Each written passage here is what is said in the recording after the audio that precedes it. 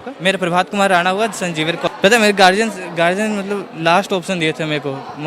बहुत मुश्किल से बहुत तैयारी किए थे हम, ठीक है। और मेरे पास कुछ ऑप्शन नज़र नहीं आ रहा है इसके अलावा। अगर इस पर पास नहीं किया जाता मेरे को कुछ ऑप्शन नज़र नहीं आ रहा है। बस एक ही ऑप्शन है जो ऑब्वियसली समझ ही रहे होंगे। इतना रोना आता है कि कुछ कि लगता है कि दुनिया ही खत्म हो गया है। इतना भी बेकार नहीं ना है हम लोग की पासिंग मार्क्स भी नहीं दे रहा है वो लोग। हेलो डियर फ्रेंड्स, जय जोश। तो कैसे हैं आप लोग? I hope you are very fine. तो आज के इस वीडियो में मैं बात करने वाला हूँ 34,165 बच्चों के भविष्य के बारे में। 34,165 स्टूडेंट्स इन प्रेजेंट टाइम। सारे बच्चों का पेरेंट्स का ध्यान सीबीएसई बोर्ड रिजल्ट 2021 की तरफ है, स्पेशली क्लास 12 का रिजल्ट। लेकिन इस बीच जब हमारा ध्यान या आपका ध्यान एक ऐसा भी बोर्ड है उसकी तरफ जाएगा तो आप सोचोगे कि सीबीएसई ने तो कुछ भी रायता नहीं फैलाया था। असली रायता तो इस बोर्ड ने फैलाया। डियर स्टूडेंट्स, मैं बात कर रहा हूँ जैक बोर्ड की। JAC board means Jharkhand academic council board, जिसे आप झारखंड बोर्ड भी कह सकते हो या फिर से शॉर्ट में कहते हैं जैक बोर्ड, ठीक है। तो सीबीएसई ने जो रायता फैलाया हुआ था मुझे लगा वही सबसे ज़्यादा है, लेकिन इससे ज़्यादा रायता जैक बोर्ड से ज़्यादा रायता। जैक बोर्ड मतलब इन लोगों ने कंपटीशन रखा है क्या? आप लोगों ने मतलब कंपटीशन रखा था जिसने भी ये पेपर सेट किया था या फिर ये सिस्टम बनाए थे कि मैं सबसे ज़्यादा रायता फैलाऊंगा, मैं सबसे ज़्यादा रायता फैलाऊंगा। तो आप लोग को बहुत बहुत शुभकामनाएं। मैनी कॉन्ग्रेचुलेशंस टू ऑल डिसाइडर्स या ऑल कमिटी मेंबर्स जिसने भी ये इस तरह से मतलब पेपर का मार्क्स डिस्ट्रीब्यूशन तय किया या फिर जिसने भी रिज़ल्ट घोषित किया। तो सीबीएसई वालों, आपको बहुत जानकर बुरा लगेगा कि आपको इस रैंकिंग में दूसरे स्थान दिया जाता है, क्योंकि पहले स्थान पे आ चुका है झारखंड बोर्ड। क्योंकि रायता फैलाने में झारखंड बोर्ड से बड़ा रायता आप कोई नहीं फैला सकता है पूरे इंडिया में। डियर स्टूडेंट्स, अब देखो झारखंड बोर्ड ने किया क्या है, जैक बोर्ड ने। और हाँ, एक और चीज़, आगे बढ़ने से पहले एक चीज़ क्लियर करता हूँ। मैं एक एक शब्द जो यहाँ पे बोल रहा हूँ ना, प्रूफ के साथ है। आप ही में से एक स्टूडेंट, झारखंड बोर्ड के एक स्टूडेंट का, मेरा भी फोकस सीबीएसई की तरफ था। मुझे लगा उन्हीं के साथ बुरा हुआ है, लेकिन जब सीबीएसई के वो अब वीडियो अपलोड करने के बाद ना लगातार झारखंड से मुझे कमेंट आने लगे झारखंड की स्थिति के बारे में। उन्हीं में से एक स्टूडेंट थे, प्रबल प्रताप करके ये हैं। इन्होंने रिक्वेस्ट की कि प्लीज़ भैया आप हमारी तरफ भी थोड़ा ध्यान दो या फिर इस इशू को नेशनल लेवल पे ले जाओ, क्योंकि झारखंड तक सीमित रह गए। और जब तक प्रेशर बाहर सेंटर से ना पड़े तब तक स्टेट बोर्ड कुछ नहीं करेगा, या ज़्यादा प्रेशर जब तक ना आए ये कुछ भी नहीं करेंगे। तो अब बात करते हैं झारखंड बोर्ड ने क्या रायता फैलाया, या फिर बोलो जैक बोर्ड ने क्या रायता फैलाया। ये स्टूडेंट्स, पहली बात तो ये, इन लोगों ने कहा था कि आप मतलब हम 100% बच्चों को पास कर देंगे, जबकि 34,165 बच्चों को फेल कर दिया। चलो मान लिया उन्होंने फेल कर दिया, कोई बेसिस होगा। अब उनका बेस समझो, रिजल्ट देखना। जिसे कहते हैं ना सस्ता नशा करके कुछ काम करना, वैसे सस्ता नशा करके इन लोगों ने रिजल्ट बनाया है। प्रूफ भी दूंगा लास्ट में, पहले देख लो। इन शॉर्ट में समरी देता हूँ। 11th के मार्क्स देखो, सीबीएसई ने जैसे कि 10th, 11th, 12th सबके मार्क्स को बेस रखा था। झारखंड में 11th के मार्क्स को बेस रखा था, 80% मार्क्स को। अब तो 11th में जिन बच्चों के 80% है, 70% मार्क्स हैं, 64, 65, 75 है, उनको भी फेल कर रखा है, जबकि बेसिस 11th के मार्क्स थे। और जिन बच्चों के 70-80% आ रखे हैं उनको भी फेल कर रखा है। पहला ये। सेकंड, ये तो हद ही मच रही है, 11th के मार्क्स को रिपीट कर रहा है।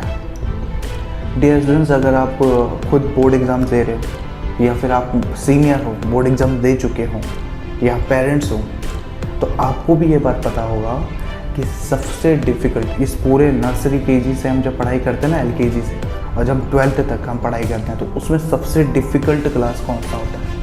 Class 11th। मैं खुद एक टीचर हूँ, मैं खुद पढ़ाया, मैं खुद पढ़ाता हूँ इन बैचों को, और मुझे भी लगता है कि बच्चों को क्लास 11th में सबसे ज़्यादा डिफ़िकल्टी झेलनी पड़ती है, क्योंकि 10th और 11th में डिफरेंस है, लेवल का डिफरेंस है। और आप 11th के मार्क्स को बेस रख के 12th में दे रहे हैं। मैं डेफिनेटली बोलता हूँ कि जो बच्चा 11th में 70% स्कोर करता है वो 12th में 80% स्कोर कर सकता है आसानी से, और थोड़ा मेहनत करे तो वो 90% भी स्कोर कर सकता है। और सब छोड़ो, अगर ये वीडियो उन मेंबर या उन काउंसिल मेंबर के पास पहुंच गया या उन कमेटी के लोगों के पास पहुंच गया जिन्होंने ये पूरा सिस्टम बनाया था, जब डिसाइड हुआ था कि मार्क्स डिस्ट्रीब्यूशन कैसे होंगे। मैं बस आपसे एक क्वेश्चन पूछता हूँ, बस आपसे एक सिंपल सा क्वेश्चन पूछता हूँ। आप पढ़े लिखे लोग हो, आपने भी कक्षा 11वीं के एग्ज़ाम दिए होंगे, कि आपके 11वीं के मार्क्स 12वीं के मार्क्स से ज़्यादा आए थे, या फिर आपको 11वीं में ज़्यादा मज़ा आया था एग्ज़ाम देने में, या 11वीं आसान थी? नहीं थी ना। तो आपने कैसे 11वीं के मार्क्स को बेस किया? और तो छोड़ो, सेम रिपीट कर दिया। जिसके फिजिक्स में 11वीं में 11th में 22 नंबर आए हैं, 12th में भी 22, जिसके 17 आए हैं उसके 17। प्रूफ भी मिलेगा लास्ट में, प्रूफ भी दूंगा, बिना प्रूफ का कुछ नहीं बोलूँगा, ठीक है। तो मार्क्स रिपीट किए। दूसरा, ये तो मतलब outstanding performance by JAC board. 57 में से 30 में से 57 number, 57 marks out of 30 in practical exams. 30 number का प्रैक्टिकल होता, 57 नंबर कैसे डिस्ट्रीब्यूट किया आपने? बच्चों के रिजल्ट में आ रहा है भाई, सुना है कभी आपने? 30 मार्क्स का प्रैक्टिकल 57 नंबर दे रखे हैं रिजल्ट में, देखा है कहीं? इसे कहते हैं सस्ता नशा करके रिजल्ट बनाना। कोई ब्रांडेड नशा कर लिया होता तो ढंग के भी रिजल्ट बनते। चौथी बात, बच्चों को, बहुत से ऐसे भी बच्चे हैं जैक बोर्ड में जिनको एडमिट कार्ड दिया, एग्ज़ाम तो हुआ ही नहीं खैर, लेकिन एडमिट कार्ड दिया और रिजल्ट दिखा ही नहीं रहा, रिजल्ट ही नहीं आया बच्चों का। किसने खा गया भाई रिजल्ट? बच्चे एडमिट कार्ड दिखा रहे हैं, सर देखो एडमिट कार्ड है हमारे पास, और रिजल्ट ही नहीं आया हमारा। कब आएगा? आई डोंट थिंक कब आएगा। अगली बात, मतलब कितनी बातें गिराएं यार, इनकी तो बातें ही ख़त्म नहीं हो रही। मतलब कैसे आप लोगों ने डिसाइड किया? इतनी ज़्यादा गलतियाँ, एक दो गलती हो तो मैं मान सकता हूँ कि डिजिटल मिस्टेक हो गया, टेक्निकल एरर हो गया, मतलब इतनी सारी।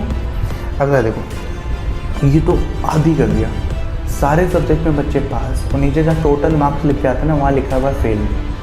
ऐसे कैसे? सारे सब्जेक्ट में मार्क्स, ऊपर से नीचे तक पास, नीचे फेल, ये तक बच्चों ने बोला है, ठीक है। अब ये सारी चीज़ों के आप प्रूफ देखो।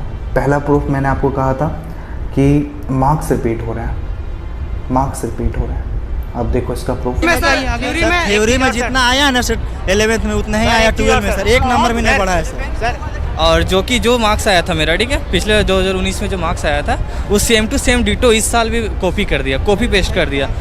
देखिए बस ये जो मार्क्स है, ये 50 था मेरा, इसमें 54, बस 4 मार्क्स बढ़ाया, ठीक है। और जिस सब्जेक्ट में पिछले बार हम फेल थे, सेम टू सेम डिटो वो कॉपी मार्क्स मेरे को उतार दिया। केमिस्ट्री में जैसे मेरा पिछले बार 10 ही आया था, ठीक है, 2020 में, वो सेम उतार दिया। इसमें भी सेम वही, फिजिक्स में भी 3-4 विषयों पास नहीं किया गया।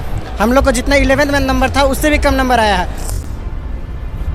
मिल गया प्रूफ? मैं नहीं बोल रहा हूँ, बच्चे बोल रहे हैं ये बात। और कहाँ बोल रहे हैं, इंटरेस्टिंग चीज़ बताऊँ कहाँ बोल रहे हैं? आपके जैक बोर्ड का जो मेन हेडक्वार्टर है ना, उसके अंदर घुस करके बोल रहे हैं, आपके हॉल में आकर के। आप देख लो इस वीडियो को, या फिर आप उस हॉल में बैठते होंगे, उस बिल्डिंग में बैठते होंगे, तो आपको बैकग्राउंड देख के पता चल रहा होगा बच्चे बोल कहाँ रहे हैं ये बात, आपके खुद के हेडक्वार्टर में आकर के। और ये सब रायता फैलने के बाद ना, आप लोगों को बच्चों को सपोर्ट करना चाहिए था। अब मैं आपको बताता हूँ जैक बोर्ड, आप लोगों ने एक हेल्पलाइन नंबर दिया था, एक ईमेल आईडी दी थी, एक कॉन्टैक्ट नंबर दिए थे कि आप इस पर कॉन्टैक्ट करो अगर कोई इशू है रिजल्ट से रिलेटेड। बच्चे कॉल कर रहे हैं ईमेल करके, तो सबको पता है ईमेल का रिस्पांस नहीं आने वाला है, ठीक है। लाखों बच्चों के ईमेल जा रहे हैं, रिस्पांस नहीं आने वाला। ये जब तक रिस्पांस आएगा ना, बच्चे अपना धैर्य खो चुके होंगे, पेशेंस खो चुके होंगे। और कॉन्टैक्ट नंबर लग ही नहीं रहा है आप लोगों का, ठीक है। और जिनका कॉन्टैक्ट नंबर लग रहा है ना, उनका देखो क्या रिप्लाई आ रहा है, देखना है आपको।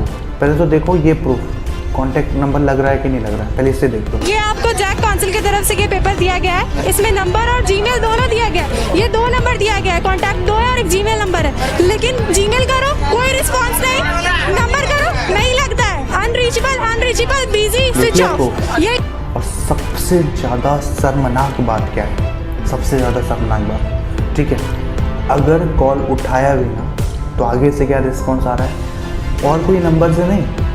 ऐसा नहीं कि कोई फ्रॉड स्पैम कॉल है, उस नंबर से जो जैक बोर्ड ने प्रोवाइड कराया हुआ है। इसका भी मैं प्रूफ दूँगा। क्या रिस्पॉन्स आ रहा है? एक बच्चे ने कॉल किया, आगे से पैसे मांग लिए कि आप हमें पैसे दे दो, हम आपके नंबर बढ़ा देंगे। इसका भी प्रूफ देखो, इसका भी प्रूफ है। बुलाया कि सर बोलता है कि सर फ़ोन करते हैं ना, तब बोलता है कि इतना पैसा तो पास कर देंगे। बोला हाँ, यहाँ सर को हम फ़ोन किए हैं, जो ये जो जैक तरफ से नंबर ये होता दिया था ना, हाँ, उसी वाला में पैसा बोलता है कि पैसा दीजिए हम पास करा देंगे। मिल गया प्रूफ। अगेन वही आपकी बिल्डिंग में हेडक्वार्टर में आकर के ना, जैक बोर्ड के हेडक्वार्टर में आके बच्चे बोल रहे हैं ये बात। पहचान लो बैकग्राउंड अच्छे से, कहाँ बोल रहे हैं ये बात। डियर गवर्नमेंट, बच्चों के साथ इतना केयरनेस कैसे हो सकते हो आप, लापरवाह। मुझे नहीं लगता कि आप जो भी कमेटी मेंबर होंगे जिन्होंने ये पेपर डिसाइड किया या जो ये सब रिज़ल्ट डिक्लेयर किया, उनमें से अगर एक बच्चे का भी वो जैक बोर्ड का एग्ज़ाम दे रहा होता तो वो इतनी बड़ी लापरवाही नहीं कर सकता था। अगर मेरा ये लेक्चर आपके तक पहुंच गया ना, आप कमेटी मेंबर या आप जो भी सीनियर मेंबर्स होंगे जिन्होंने डिसाइड किया ये सारा structure of result of exam जो भी है, अगर आपके बच्चे होते ना खुद के, तो मुझे नहीं लगता कि आप इतनी बड़ी लापरवाही कर सकते थे। बच्चे पता कितने डिप्रेस्ड हैं, मेरे कमेंट बॉक्स में जाके देखना प्रीवियस लेक्चर के, बच्चे कितने डिप्रेस्ड हैं, डिप्रेशन में हैं बच्चे।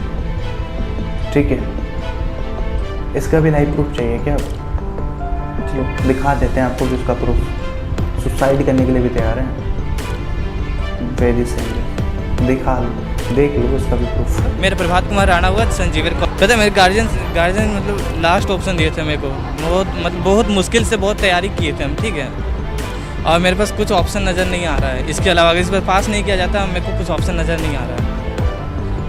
बस एक ही ऑप्शन है जो ऑब्वियसली समझ ही रहे होंगे। इतना रोना आता है कि कुछ कि लगता है कि दुनिया ही खत्म हो गया है।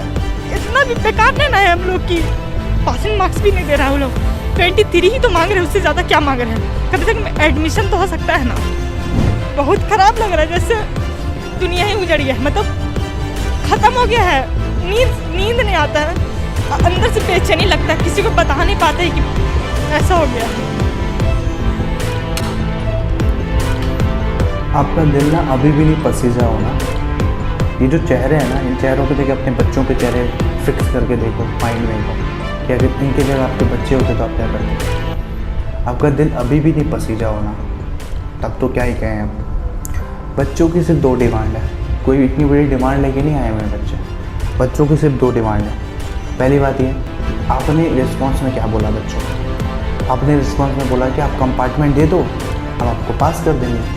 आप बच्चों को क्या बोल रहे हैं? आप बच्चों को बोल रहे हो कि हम आपको एक और मौका दे रहे हैं कंपार्टमेंट देने का, आप कंपार्टमेंट दो, हम आप पास कर देंगे। बच्चे क्यों दे भाई कंपार्टमेंट, क्यों दे कंपार्टमेंट? जिस सब्जेक्ट में उन्हें फेल ही नहीं होना था फ्री में कंपार्टमेंट देंगे। 11th में वो पास हैं, तुमने 11th को बेस रखा है, 11th में पास हैं, क्यों कंपार्टमेंट है बच्चे? और दूसरी बात, आप पूरे साल भर, मैं खुद टीचर हूँ, मैंने खुद पढ़ाया है, पूरे साल भर यही चला है, एग्ज़ाम होंगे, एग्ज़ाम नहीं होंगे, एग्ज़ाम कैंसिल होंगे, एग्ज़ाम इतना होगा, सिलेबस रिड्यूस होगा, सिलेबस बढ़ेगा। साल भर यही हुआ है। और पिछले 4-5 या मान लो पिछले 6 महीने से ना बच्चों ने कॉपी में ऐसे बंद करके रखा हुआ है। अब किसी आर्ग्यूमेंट के चक्कर में कि एग्ज़ाम होगा ही नहीं होगा, अब अचानक बोल रहे कंपार्टमेंट दो। किस बेस पे दे भाई कंपार्टमेंट? नहीं देंगे बच्चे कंपार्टमेंट। पहली डिमांड बच्चों के कंपार्टमेंट नहीं देंगे। और अगर एग्ज़ाम होगी तो एग्ज़ाम सबकी करवाओ, एग्ज़ाम होगी तो एग्ज़ाम सबकी करवाओ। और मुझे पता है एग्ज़ाम सबकी नहीं होगी तो कंपार्टमेंट भी नहीं देंगे बच्चे। डिज़र्व नहीं होता है, डिज़र्व नहीं करते हैं कंपार्टमेंट देना। पास होने के बावजूद उन्हें प्रूफ देने की जरूरत नहीं है, कंपार्टमेंट देंगे। सेकेंड डिमांड बच्चों की, और ये बहुत जेन्युइन डिमांड है, इतनी शर्मनाक गलती करने के बाद ना ये तो आपको करना ही चाहिए। रिजल्ट अगेन अपलोड करवा, वो भी रीचेकिंग के बाद। आप अगेन भले आप 1 महीना पूरा ले लो, आप पहले तो एक आश्वासन दो, एक उम्मीद दिखाओ बच्चों को कि हम आपके साथ हैं। 1 महीने का भी भले टाइम ले लो, आप 1 मंथ का भी टाइम ले लो, कोई दिक्कत नहीं। लेकिन इस 1 मंथ के टाइम में आप रिजल्ट दोबारा चेकिंग करवाओ, स्कूल में जाके, कॉलेज में जाके, जो भी रिजल्ट दोबारा चेक करवाओ और दोबारा रिजल्ट डिक्लेयर करो, भले 1 महीना लग जाए। बच्चों की तीसरी डिमांड, इस साल झारखंड में जितने भी कॉलेजेस होंगे, किसी भी कॉलेज में मेरिट बेस एडमिशन नहीं होगा, क्योंकि सबको पता है जिसने मेहनत किए उसके कितने मार्क्स हैं, जिसने मेहनत नहीं किए उसके कितने मार्क्स हैं। जिसके अच्छे मार्क्स हैं उससे दिक्कत नहीं है हमें, लेकिन जिसके इतनी मेहनत करने के बावजूद भी ना अच्छे मार्क्स नहीं आए हैं या डिज़र्विंग मार्क्स नहीं आए हैं, उनसे प्रॉब्लम है, उनके साथ उनको दिक्कत हो रही है। क्योंकि जब मेरिट लगती है ना, तो मेरिट लगती है तो परसेंटेज देखा जाता है। बाकी आप समझदार हो, जिसने मेहनत की, मार्क्स से अच्छे मार्क्स नहीं आए वो नीचे, और जिसको फ्री के मार्क्स मिले वो ऊपर। थर्ड डिमांड बच्चों की यही है, अगेन रिपीट कर रहा हूँ, मेरिट बेस एक भी कॉलेज में एडमिशन नहीं होना चाहिए। लेना भी एडमिशन तो एंट्रेंस एग्ज़ाम के बेस में। बच्चों की अगली डिमांड क्या है? बच्चों की अगली डिमांड है, जब तक ये पूरा लोचा रीचेकिंग की प्रोसेस ना हो जाए तब तक आप कॉलेज में एडमिशन बंद नहीं करोगे। ठीक है, जब तक ये रीचेकिंग का प्रोसेस बंद ना हो जाए तब तक आप एडमिशन बंद नहीं करोगे। ये 4 जेन्युइन सी डिमांड है बच्चों की। और प्लीज़ यार समझो उनकी फीलिंग्स, बच्चे डिप्रेस्ड हैं।